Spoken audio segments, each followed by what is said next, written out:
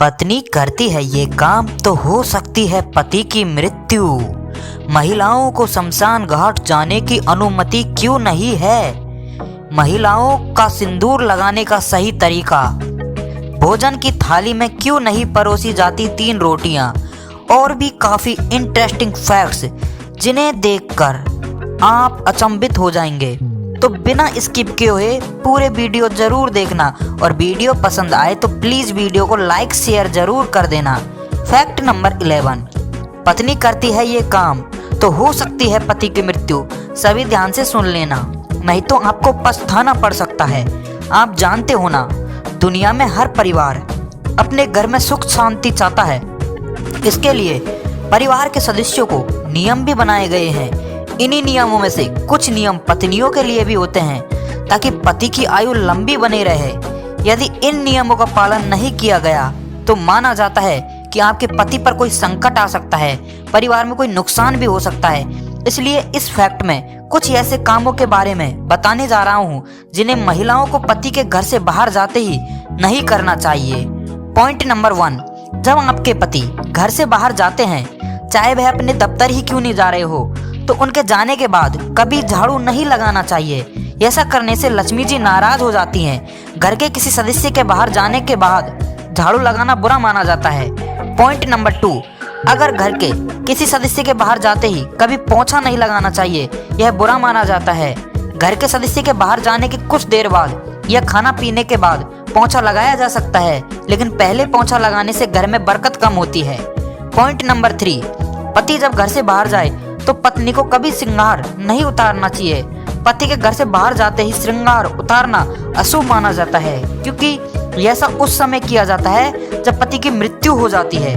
कोशिश करें जब पति घर में हो तभी श्रृंगार उतारना चाहिए। फैक्ट नंबर 10, विश्व में महिलाओं की होने वाली 50% हत्या उसके पति या बॉयफ्रेंड द्वारा की गई होती है, और महिलाएं किसी भी बात को अधिकतम 47 घंटे 15 मिनट तक ही गुप्त रख सकती हैं। शायद इसलिए कहा जाता है कि औरतों के पेट में कोई बात नहीं पचती है। फैक्ट नंबर 9, प्राचीन हिंदू शास्त्रों में महिलाओं को बेहद आजादी दी गई है, लेकिन पुरानी रीति रिवाजों के कारण कहा जाता है कि महिलाओं को शमशान घाट नहीं जाना चाहिए। लेकिन ये किसी भी ग्रंथ में नहीं लिखा है कि महिलाओं को शमशान घाट नहीं जाना चाहिए या मृतक परिजन का अंतिम संस्कार नहीं करना चाहिए, बल्कि यहाँ महिलाओं को तो गायत्री मंत्र जाप करने तथा देवियों को जनेऊ पहनाने तक का अधिकार दिया गया है। फिर भी कुछ विशेष कारणों के चलते महिलाओं को अंतिम संस्कार के समय शमशान में जाने से रोका जाता है। आखिर इसके पीछे का कारण जानेंगे तो आपके होश उड़ जाएंगे। महिलाओं को पुरुषों की अपेक्षा कमजोर दिल माना जाता है, और ऐसी मान्यता है कि मृतक शरीर का अग्निदाह देते समय कोई रोता है तो उस युक्ति की आत्मा को शांति नहीं मिलती।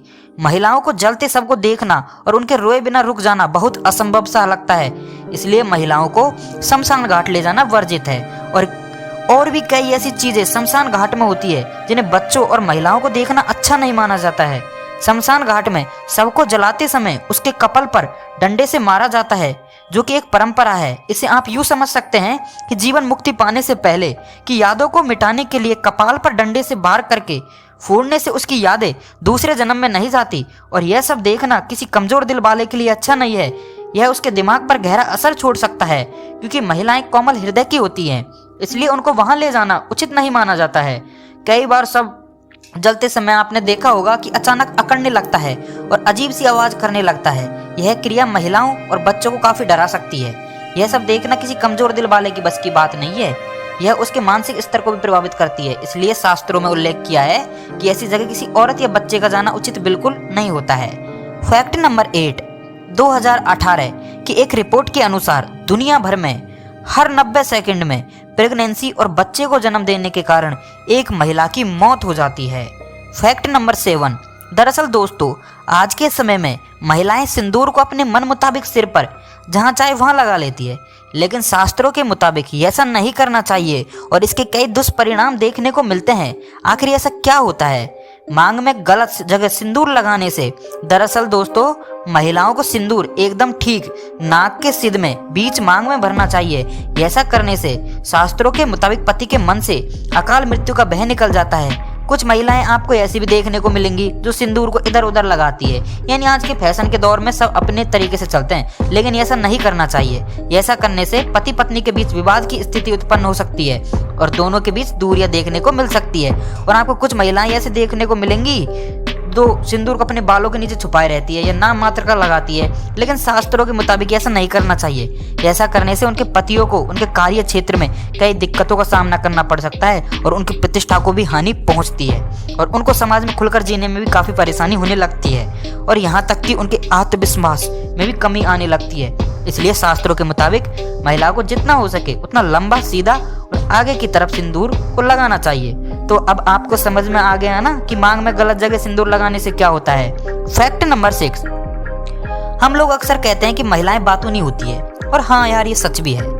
कुछ अध्याय बताते हैं कि औरतें एक दिन में पुरुषों की तुलना में लगभग 13,000 ज्यादा शब्द बोलती है और औरतें एक दिन में लगभग 20,000 शब्द बोल देती है, जबकि पुरुष केवल 7,000 शब्द तक ही बोलते हैं। देखा ना कितना अंतर है। फैक्ट नंबर 5, ज्यादातर हमने देखा है कि शादी के बाद या रिलेशनशिप में आने के बाद पुरुषों का वजन बढ़ जाता है और ऐसा होता भी है यार।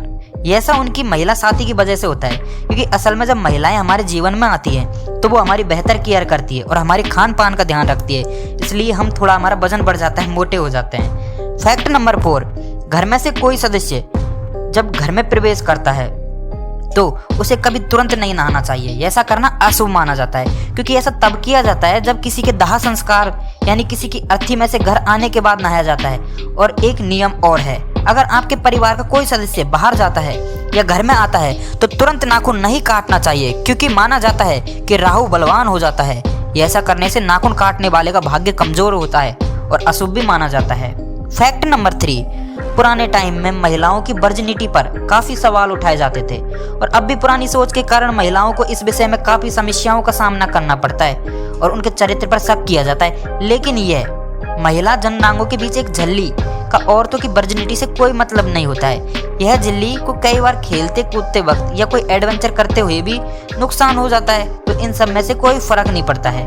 फैक्ट नंबर 2, भोजन की थाली में आपने देखा होगा कि 3 रोटियां कभी नहीं रखनी चाहिए। सब मना करते हैं कि भोजन खाते वक्त अगर थाली में 3 रोटियां परोसी जाती है ना, तो बोलते हैं कि यार ये सब ठीक नहीं रहता। अक्सर आपने कभी बड़े बूढ़ों कहते हुए सुना होगा कि भोजन की थाली में एक साथ 3 रोटी नहीं परोसनी चाहिए, क्योंकि माना गया है कि पूजा पाठ या किसी भी शुभ काम के लिहाज से 3 अंकों को अशुभ माना जाता है। इसलिए खाने की थाली में भी एक साथ 3 रोटियां नहीं रखी जाती है। एक बात और यह भी है कि मृतक की थाली में ही 3 रोटियां रखी जाती है। हिंदू धर्म की मान्यताओं के अनुसार थाली में 3 रोटियां रखना मृतक के भोजन के समान माना जाता है। इसके पीछे मान्यता यह है कि जब किसी युवती की मृत्यु हो जाती है तो उसके त्रयोदशी संस्कार से पहले भोजन की थाली में एक साथ 3 रोटियां रखने का चलन है। यह थाली मृतक को समर्पित की जाती है। इसे सिर्फ परोसने वाला ही देख सकता है, इसके अलावा कोई और नहीं। इसलिए थाली में 3 रोटी रखने का मृतक का भोजन माना जाता है और ऐसा करने की मना भी होती है। फैक्ट नंबर 1, महिलाओं में सूंघने और स्वाद लेने की क्षमता पुरुषों की तुलना में अधिक होता है, क्योंकि महिलाओं में पुरुषों की तुलना में अधिक ओलाफैक्टोरी वल्वस गंध प्रोसेस करने वाला मस्तिष्क का एक हिस्सा और स्वाद कलिकाएं अधिकतम होती है। तो आज के लिए इतना ही। कैसी लगी आपको आज की वीडियो? अगर आपको वीडियो पसंद आई हो तो प्लीज़ वीडियो को लाइक कर देना, शेयर कर देना और दोस्तों प्लीज़ यार चैनल को सब्सक्राइब जरूर कर लेना।